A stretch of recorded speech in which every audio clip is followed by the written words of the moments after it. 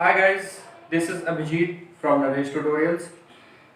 पिछले लेक्चर में हमने अपना फोर्थ चैप्टर खत्म किया था जो था आपका एनालिटिकल केमिस्ट्री। इस लेक्चर से हम अपना स्टार्ट करने जा रहे हैं जो आपका है fifth chapter mole concept and stoichiometry. ठीक, तो आइए देखते हैं इस चैप्टर में क्या क्या है। मोल कॉन्सेप्ट एंड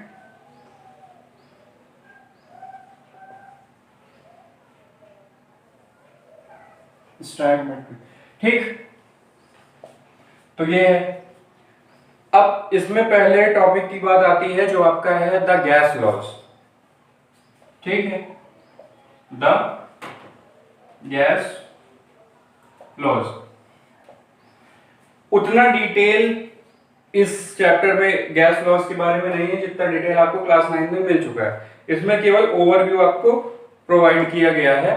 तो आइए देखते हैं, कुछ इंपॉर्टेंट टर्म उसके रिकॉल कर लेते हैं जिसकी जरूरत आपको आगे पड़ेगी। तो the gas laws, gas law होता क्या है? जो आपके गैस के बिहेवियर को डिफाइन कर सके। ठीक, जिसके कुछ वेरिएबल से हम गैस के बिहेवियर को बता सके या दो गैस के बिहेवियर में रिलेशन निकाल सके। ठीक है, जैसे कि आपको पता ही है गैस क्या होती है आपकी थर्ड स्टेज ऑफ मैटर। ठीक है, अब गैस लॉ डिफाइन करने के लिए बेसिकली तीन फिजिकल स्टेट के वेरिएबल होते हैं। फिजिकल स्टेट को डिफाइन करने के लिए तीन वेरिएबल प्रोवाइडेड हैं। कौन कौन से? पहला है आपका वॉल्यूम V से, टेम्परेचर T से एंड प्रेशर P से। ठीक, अब इसकी स्टैंडर्ड यूनिट के बारे में बात कर लेते हैं क्योंकि हर चीज केमिस्ट्री में स्टैंडर्ड में चलेगी। तो वॉल्यूम में मीटर क्यूब होता है, टेम्परेचर में आपकी केल्विन आएगी एंड प्रेशर में आपका बार आएगा। ठीक है, तो ये हो गई बात। अब पहले लॉ की तरफ चलते हैं जो है हमारा क्या, बॉयल्स लॉ। ठीक, बॉयल्स लॉ। ठीक है, बॉयल्स लॉ क्या है? आपका प्रेशर वॉल्यूम रिलेशनशिप है। ठीक, प्रेशर वॉल्यूम रिलेशनशिप। ठीक, बॉयल्स लॉ का दूसरा नाम भी इसे बोल सकते हैं, कभी इस नाम से पूछते हैं कभी इस नाम से। तो ये रिलेशन आपको क्या प्रोवाइड करता है? PV equals to constant. ठीक है, जो इनिशियल आपका रिलेशन होगा वो ये होगा। इसको यूज करके हम दूसरा रिलेशन निकालते हैं। कौन सा? ये वाला। ठीक, ये इनिशियल स्टेज है 1 और 2 क्या है? फाइनल स्टेज है। और P1 क्या है? इनिशियल स्टेज का प्रेशर वॉल्यूम। V1 क्या है? इनिशियल स्टेज की वॉल्यूम। P2 क्या है? आपकी फाइनल स्टेज की वॉल्यूम। और V2 क्या है? आपकी फाइनल स्टेज की वॉल्यूम। ठीक, और K आपका क्या है? कांस्टेंट। ठीक है, ये हो गया। अब इसको डिफाइन कैसे करेंगे? तो at a given mass of volume, sorry at a given mass of gas. ठीक, at a given mass of gas या ड्राई गैस की बात होगी यहाँ पे। क्यों? अगर ड्राई नहीं लेंगे तो वहां पे एक और कॉन्सेप्ट कौन सा आ जाएगा आपका? Variable density. ठीक, और डेंसिटी को हम गैस में नहीं कंक्लूड कर रहे हैं अभी के लिए। ये तीन वेरिएबल लेके चल रहे हैं जिसके हिसाब से आपके गैस लॉ डिफाइन होंगे। ठीक, तो ड्राई गैस लेंगे तो dry gas at a given amount of dry gas pressure is inversely proportional to its volume at a constant temperature। ठीक, तीनों वेरिएबल हैं लेकिन यहां पे टेम्परेचर कांस्टेंट है। Temperature is constant. अगर आप तीनों वेरिएबल लेके चलते हैं तो फिर वहां एट अ सर्टेन पॉइंट आप डिफाइन नहीं कर पाएंगे उसकी प्रॉपर्टी, आपको कुछ ना कुछ तो कांस्टेंट लेना पड़ेगा, ठीक। क्योंकि अगर ग्राफ भी प्लॉट करेंगे तो उसमें दो ही कोऑर्डिनेट होते हैं, एक एक्स और एक वाई, लेकिन यहां तीन है तो आप तीसरा वाला कहां प्लॉट करेंगे, ठीक। और गैस की जनरल गैस का जनरल इवैल्यूएशन जो होता है वो आपके ग्राफ फॉर्मेशन के हिसाब से ही होता है, ठीक। तो पहले ग्राफ प्लॉट करने के लिए आपको क्या लेना रहेगा, दो वेरिएबल।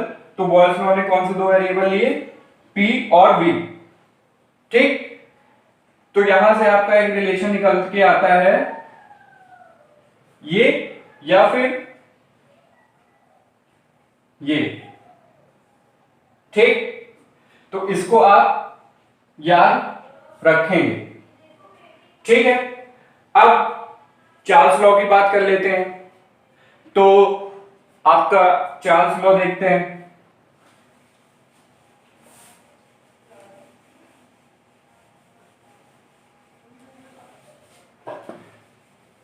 इस रिलेशन को यहां पे लिख लेते हैं, अभी आगे इसमें इसका यूज होगा, ठीक।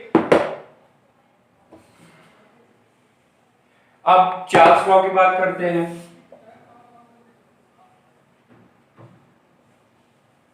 ठीक, चार्ल्स लॉ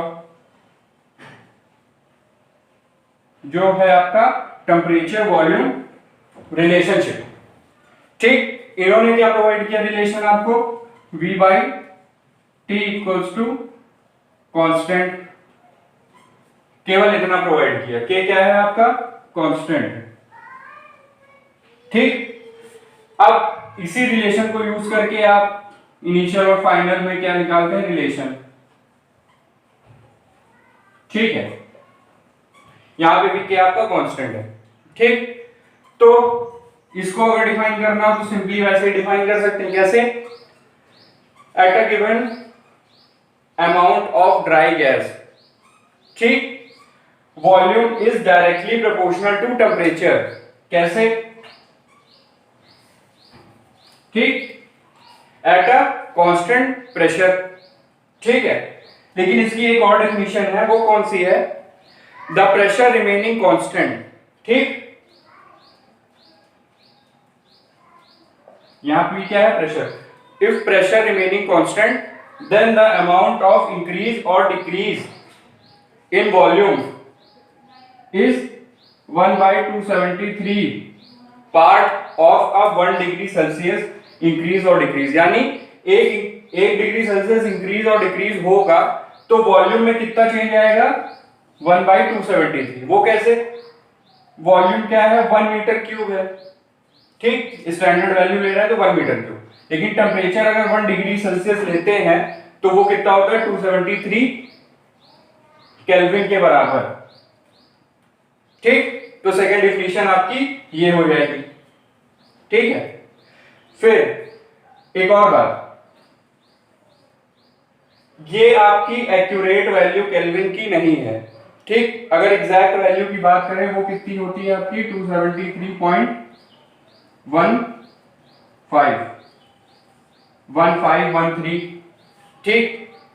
तो पॉइंट की 2 डेसिमल प्लेस तक ये एक्यूरेट होती है, ठीक है। जहां आपको एग्जैक्ट आंसर की जरूरत पड़ेगी वहां पे आप क्या रखेंगे, 273.13 या 15, ठीक। तो ये बात हो गई आपके चार्ल्स लॉ की, इस लॉ को भी यहां लिख लेते हैं, ठीक। अब चलते हैं हमारे द गैस लॉ के ऊपर, जो है कुछ नहीं, केवल इन्हीं दो लॉ में क्या है, रिलेशन प्रोवाइड करके एक नया रिलेशन आपको देता है, द गैस लॉ,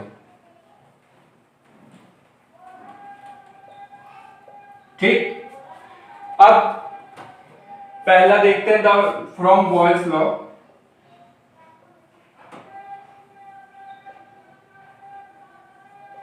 ये क्या आपको देता है, V is inversely proportional to P, ठीक। फ्रॉम चार्ल्स लॉ,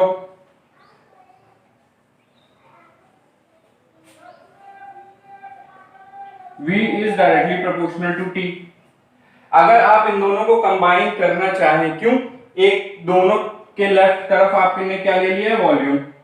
ठीक, अब वॉल्यूम की वेरिएशन प्रेशर टेम्परेचर दोनों के साथ आपको देखनी है, तो आपको रिलेशन क्या मिलेगा कंबाइन करने के बाद, ये मिल जाएगा। ठीक है, इनटू टी कर देंगे तो ये रिलेशन इसमें मर्ज हो जाएगा, आपको ये रिलेशन मिल जाएगा। और प्रोपोर्शनैलिटी हटाते हैं तो क्या होता है आपके पास, कांस्टेंट। के क्या है आपका, कांस्टेंट।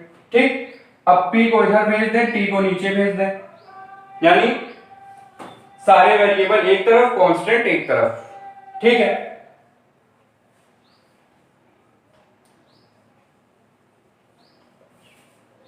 तो ये रिलेशन आपको मिल जाता है।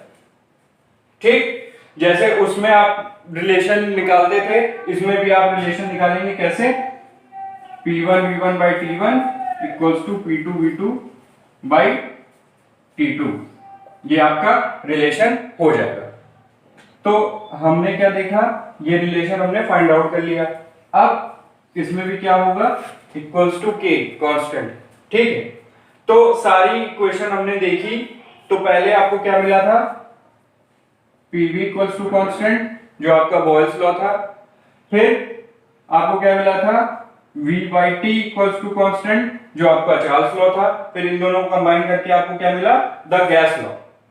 ठीक, इसे हम दूसरे नाम से भी जानते हैं, जो है आपका द यूनिवर्सल गैस लॉ। क्यों, इसमें तीनों वेरिएबल का रिलेशन प्रोवाइडेड है।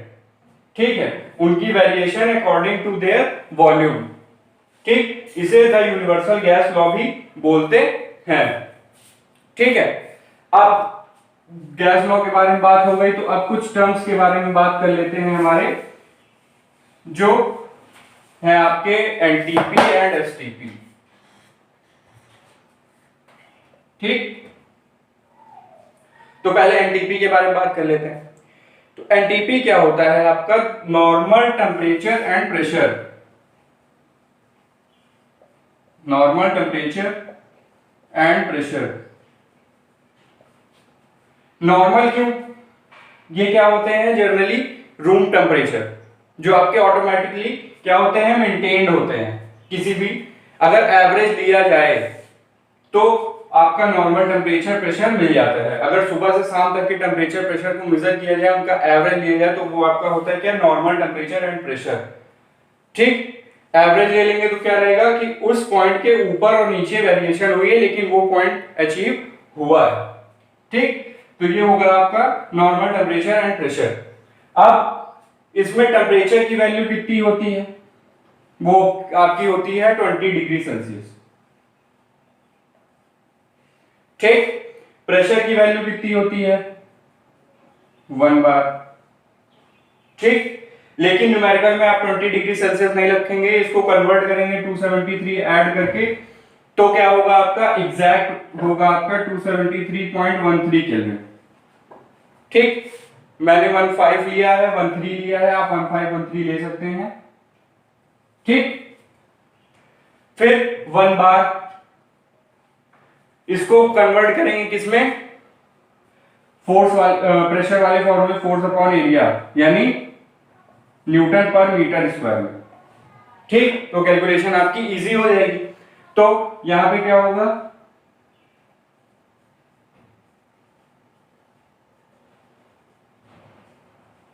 ये आपकी वैल्यू होती है 1 बार की। ठीक, जितने भी बार देंगे आप उससे इसको मल्टीप्लाई या डिवाइड करके आप किलो न्यूटन पर मीटर स्क्वायर में कन्वर्ट कर लेंगे। ठीक, ये हो गई आपकी नॉर्मल टेम्परेचर प्रेशर। अब standard temperature pressure, standard temperature and pressure. ठीक, स्टैंडर्ड मतलब जो आपको मेंटेन करना पड़े। ठीक, स्टैंडर्ड मतलब हर, जैसे कि आप मेल्टिंग एंड बॉइलिंग पॉइंट को तो जानते ही हैं, तो एट अ पर्टिकुलर पॉइंट पे क्या होता है, कोई मेटल या नॉन मेटल मेल्ट होना शुरू होता है या बॉइल होना शुरू होता है, यानी स्टेट चेंज करता है एट अ पर्टिकुलर पॉइंट, तो उसको क्या बोलते हैं, स्टैंडर्ड पॉइंट। ठीक, उसी तरह स्टैंडर्ड टेम्परेचर प्रेशर भी होता है कि अकॉर्डिंग टू योर इवैल्यूएशन आपको प्रॉपर्टी देखनी है तो वो टेम्परेचर आपको मेंटेन करना पड़ेगा। तो वो आपका होता है कि स्टैंडर्ड टेम्परेचर एंड प्रेशर। इसकी भी स्टैंडर्ड टेम्परेचर प्रेशर की बात करें तो 0 डिग्री सेल्सियस लेते हैं। क्यों? इसमें इवैल्यूएशन में जनरली हम लेते हैं क्या है, वाटर। वाटर का फेज चेंज होती है 0 डिग्री सेल्सियस के बाद, तो वो क्या हो गया आपका स्टैंडर्ड पॉइंट। ठीक, तो ये कितना होगा 273.13 केल्विन। अब प्रेशर क्या होता है, सेम कौन सा, नॉर्मल टेम्परेचर प्रेशर वाला 1 बार।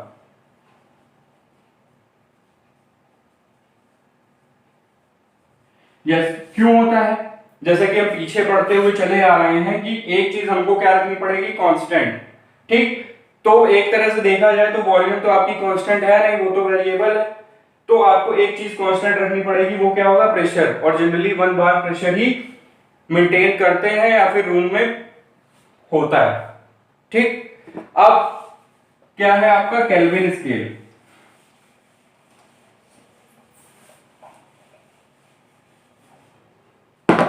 केल्विन स्केल, केल्विन स्केल से पहले आपकी एब्सोल्यूट स्केल के बारे में बात कर लेते हैं। एब्सोल्यूट स्केल या एब्सोल्यूट पॉइंट या एब्सोल्यूट जीरो, ठीक, कुछ भी बोल सकते हैं। तो एब्सोल्यूट जीरो क्या होता है, एब्सोल्यूट जीरो आपका होता है 0 डिग्री सेल्सियस यानी -273 केल्विन।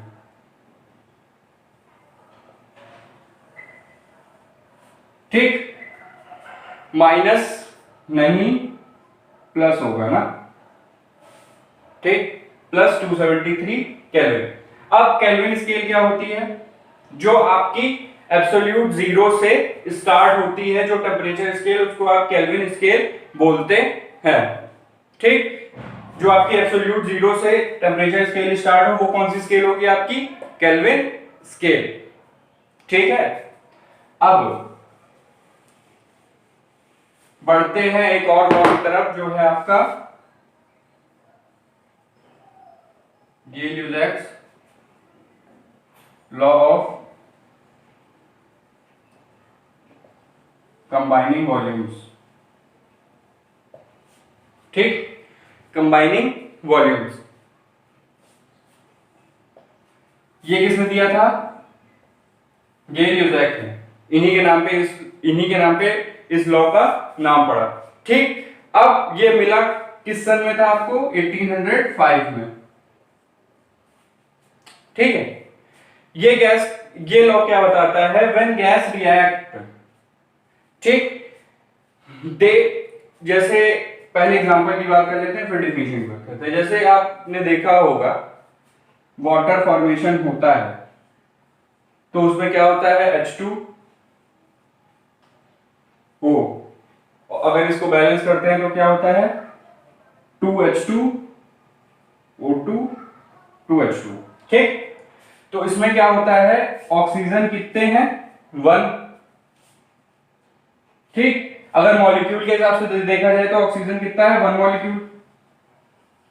ठीक, हाइड्रोजन देखा जाए तो हाइड्रोजन कितना है, 2 मॉलिक्यूल।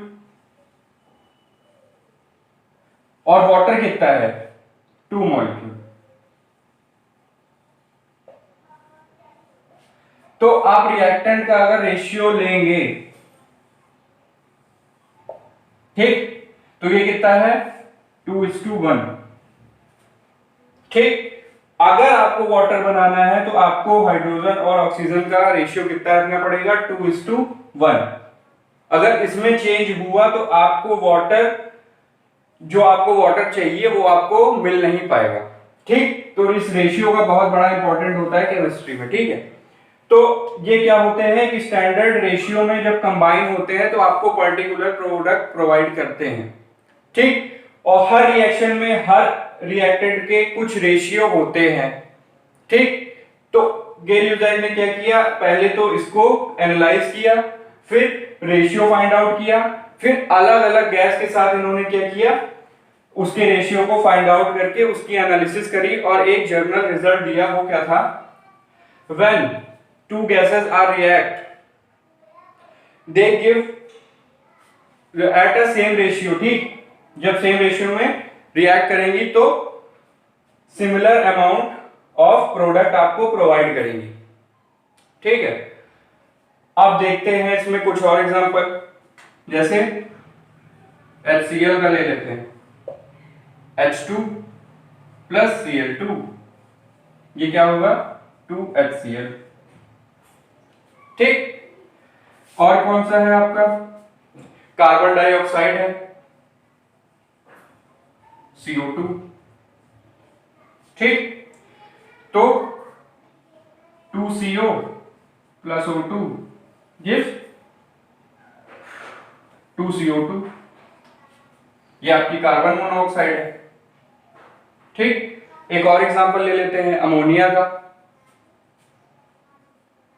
N2 प्लस 3H2, ये क्या देगा आपको 2NH3, ठीक। अब तो ये आपके क्या हो गए कुछ एग्जांपल। इसमें अगर रेशियो देखें तो 1:1:2, ठीक। इसका रेशियो देखें तो 2:1:2, ठीक।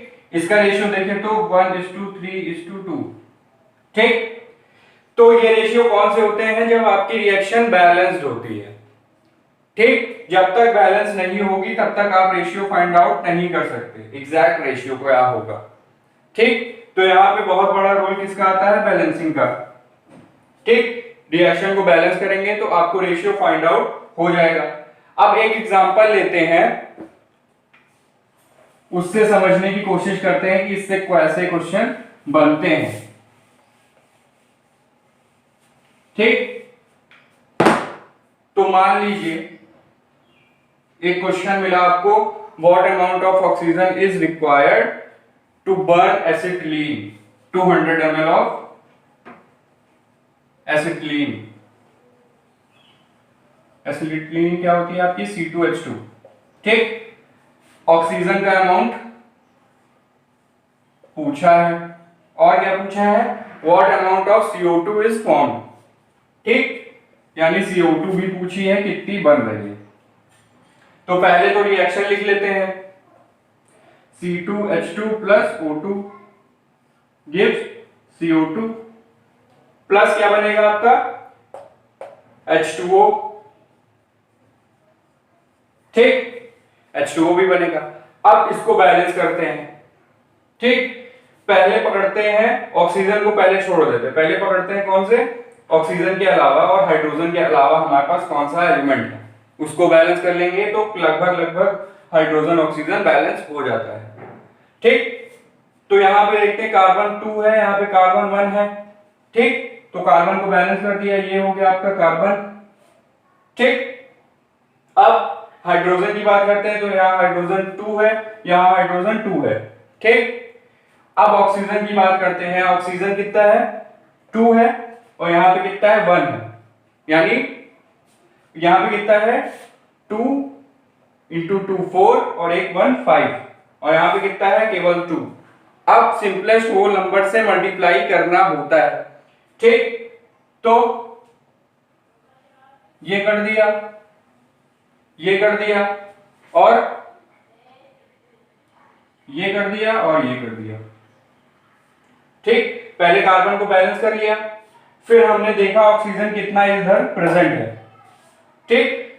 ऑक्सीजन को ऐड किया, उसके होल नंबर से इसको मल्टीप्लाई कर दिया, बाकी फिर अपने आप सिंपलेस्ट होल नंबर 2 और 4 से मल्टीप्लाई कर, ये आपकी बैलेंस इक्वेशन हो गई। अब यहां पे देख सकते हैं एसिटिलीन कितनी है 2 है, यहाँ कितनी है 5 मॉलिक्यूल है, यहाँ कितनी है 4 है, और यहाँ पे कितना है 2 है। अब आपसे पूछा गया है कि 200 ml ऑफ एसिटिलीन बर्न करने में कितना ऑक्सीजन लगेगा, ठीक। तो ये 2 मॉलिक्यूल ऑफ एसिटिलीन को बर्न करने में कितना लगता है 5, तो 200 ml में कितना लगेगा, तो इन दोनों का रेशियो कितना है 2:5। ऑक्सीजन की बात करें तो क्या होगा 5/2, ठीक, इंटू 200, ठीक है। रेशियो को तो ऐसे ही लिखते हैं ना फ्रैक्शन फॉर्म में, तो 2/5 करेंगे तो एसिटिलीन का फॉर्म फाइंड आउट होगा, लेकिन हमको एसिटिलीन पता है तो हमको चाहिए क्या, ऑक्सीजन, तो ऑक्सीजन का फ्रैक्शन ऊपर और ये वाला नीचे इनटू गिवन अमाउंट सॉल्व करेंगे तो आपके पास क्या आएगा 500 ml, तो 500 ml ऑफ क्या चाहिए, ऑक्सीजन। ठीक, अगर यहां पे इतनी कैलकुलेशन अगर आप भूल गए तो आप सिंपल यहां से दिमाग लगा सकते हैं कि ये 2 है और ये 5 है। ठीक, इसको अगर 100 से मल्टीप्लाई कर दे तो ये 200 हो जाएगा, लेकिन इक्वेशन में क्या करते हैं, पूरी इक्वेशन को एक सिंपल होल नंबर से मल्टीप्लाई करते हैं जैसे मैथ में करते थे। ठीक, तो इसको अगर 100 से मल्टीप्लाई करना है तो पूरे को करना पड़ेगा, तो इस पूरे को 100 से मल्टीप्लाई कर दें तो ये क्या हो जाएगा 200, ये 500, ये क्या हो जाएगा 400 और ये आपका क्या हो जाएगा 200 हो गया। अब 200 गिवन है तो 500 ऑक्सीजन चाहिए और CO2 कितना फॉर्म हो रहा होगा 400। ठीक, ये शॉर्ट क्वेश्चन के लिए आपका मेथड है, अगर ये आप लॉन्ग क्वेश्चन में लगाएंगे तो आपके नंबर कट सकते हैं, क्यों, इस कैलकुलेशन के भी नंबर होते हैं।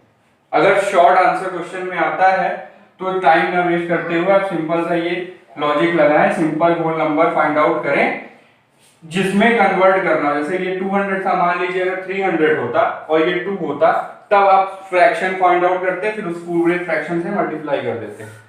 ठीक, 300 होता और ये 200 है, दोनों में रिलेशन फाइंड आउट करते, कैसे, मान लीजिए अच्छा 400 होता। ठीक, तो ये 2 था तो आपको 200 से मल्टीप्लाई करना पड़ता। ठीक है, अगर 300 होता तो ये 2 था आपका और चाहिए कितना 300।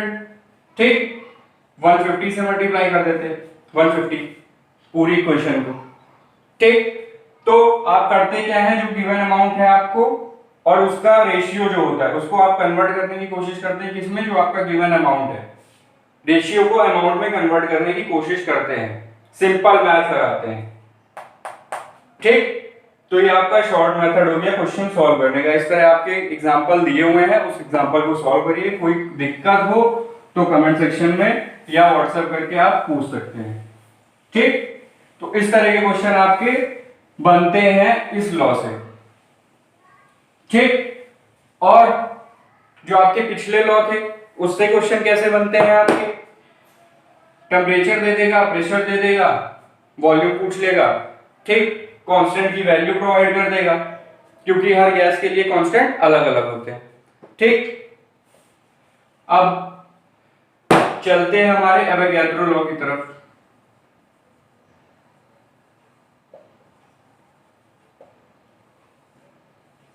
एवोगैड्रो लॉ, एवोगैड्रो लॉ हमें कब मिला था, 1811 में। ठीक, इन्होंने भी क्या किया, गैसेस में रिलेशन निकालने की कोशिश करी अकॉर्डिंग टू देयर वॉल्यूम। ठीक, वॉल्यूम के अकॉर्डिंग। अब इन्होंने क्या दिया, if equal amount of equal volume of gases at a constant condition, constant condition मतलब प्रेशर टेम्परेचर एंड वॉल्यूम आपकी कांस्टेंट होगी। ठीक, या फिर केवल प्रेशर और टेम्परेचर आपके कांस्टेंट होते हैं जो आपके रूम टेम्परेचर की कंडीशन है। क्यों, इन दोनों पे ज्यादा प्रभावित होती है क्या, प्रॉपर्टी। ठीक, क्योंकि प्रेशर टेम्परेचर बढ़ाने से आपके फेस चेंज होते हैं तो फिर वो अलग प्रॉब्लम है। तो क्या होगा आपका, प्रेशर टेम्परेचर आपने कांस्टेंट कर दिया और वॉल्यूम आपने ली। ठीक, और वॉल्यूम भी कांस्टेंट कर दे, अगर ये दोनों कांस्टेंट करने के बाद वॉल्यूम भी कांस्टेंट कर दें तो वॉल्यूम कांस्टेंट करने के बाद जो भी गैसेस आपने ली हैं, ठीक है, उसमें सेम नंबर ऑफ मॉलिक्यूल्स होंगे। ठीक, यानी सेम टेम्परेचर प्रेशर वॉल्यूम पे अलग अलग गैसेस के सेम मॉलिक्यूल होंगे। ठीक है, अब ये आपका हो गया। इसमें आता है आपका atoms, molecules and atomicity. Atoms आपके क्या होते हैं, smallest part of element which may not have the individual existence. ठीक, molecules it is the smallest part of element which have the independent existence, but in chemical reaction they break down into small atoms, ठीक है।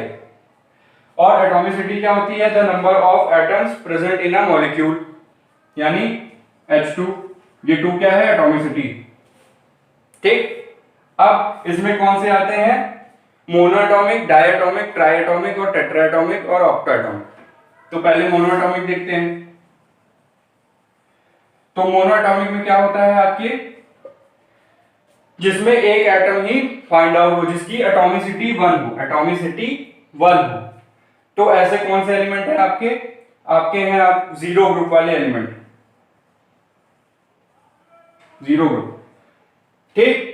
जैसे helium, argon, radon, krypton, ठीक, जितने भी zero group के होंगे वो आपके क्या है? मोनोएटॉमिक। अब डायएटॉमिक की बात कर ले। डायएटॉमिक मतलब एटॉमिसिटी 2 हो गई, एटॉमिसिटी 2 हो गई, तो ये कौन से एलिमेंट होंगे आपके?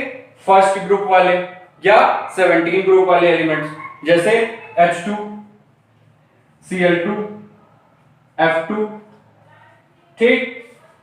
और ट्राइएटॉमिक, ट्राइएटॉमिक में क्या होगा? ट्राइएटॉमिक मतलब जिनकी एटॉमिसिटी 3 हो। ये कौन से एलिमेंट होंगे आपके? ग्रुप 2 वाले, ठीक, ग्रुप 2 वाले या फिर ग्रुप 16 वाले, जैसे ऑक्सीजन O3, ठीक। फिर टेट्राएटॉमिक,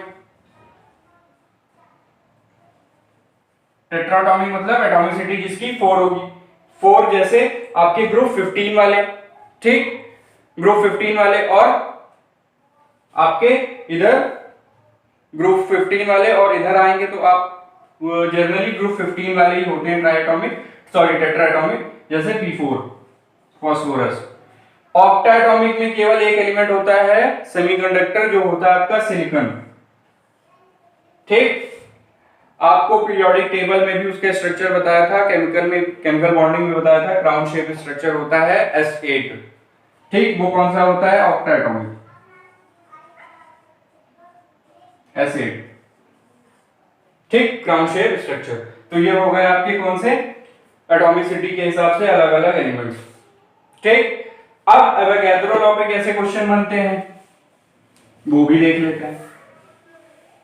अगर जैसे आपसे क्वेश्चन पूछा गया, ठीक, क्या कि अगर सेम कंडीशन पे क्लोरीन ली है 5 लीटर, हाइड्रोजन ली है 2 लीटर और SO2 लिया है 5, मान लीजिए सेम कंडीशन पे,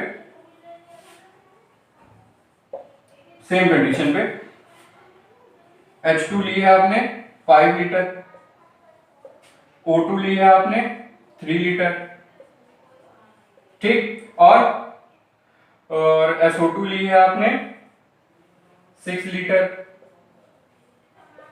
ठीक। Cl2 ली है आपने 4 लीटर और CO2 ली है आपने 10 लीटर, ठीक।